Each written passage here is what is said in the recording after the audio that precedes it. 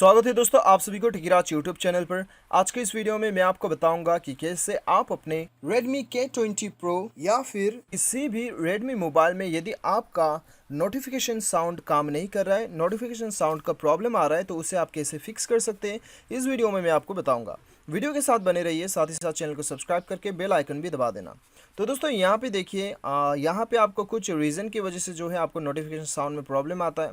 तो आपको क्या क्या करना है मैं आपको बताऊंगा, कम से कम 3 सेटिंग्स वगैरह बताऊंगा, तो वीडियो के साथ बने रहिएगा।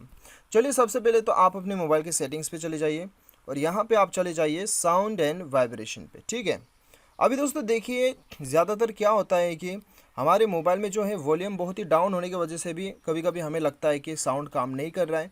तो आपका ये रिंगिंग वॉल्यूम को भी आप एक बार चेक कर लीजिएगा। ठीक है, तो यहाँ पे रिंगिंग वॉल्यूम आपका फुल होना चाहिए।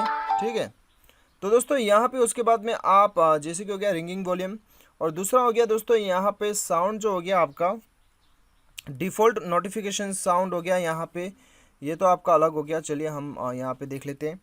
यहाँ पे दोस्तों आपका डायल पैड टोन हो गया, इसे आपको ऑन रखना है। ये आपका डायल पैड में साउंड काम करेगा, टैप साउंड, और यहाँ पे screen locking sound, screen shot का साउंड, और ये साउंड जो है ऑल साउंड में काम करेगा। ठीक है, इसे आपको ऑन रखना है। तो दोस्तों ये तो है कंप्लीट सेटिंग, जिसके मदद से आपका नोटिफिकेशन साउंड का प्रॉब्लम सॉल्व हो जाना चाहिए।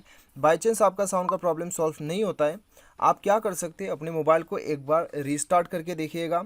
रीस्टार्ट करने के बाद में उसके बाद में एक बार अबाउट फ़ोन पे भी आ जाइए, सिस्टम अपडेट एक बार चेक कर लीजिएगा। सिस्टम अपडेट आया है तो सिस्टम को अपडेट कर लीजिएगा। कभी कभी हमारे साउंड के अंदर में कुछ अपडेट आने की वजह से भी हमारा जो है ये अपडेट नहीं करने की वजह से हमारा साउंड काम नहीं करता है। ठीक है, तो इसीलिए दोस्तों यहाँ पे क्या करना है, आपको इसे अपडेट कर लेना है यदि अपडेट आया है तो दोस्तों ये 3-4 सेटिंग करने के बाद में तो डेफिनेटली भी आपका साउंड का प्रॉब्लम सॉल्व हो जाएगा।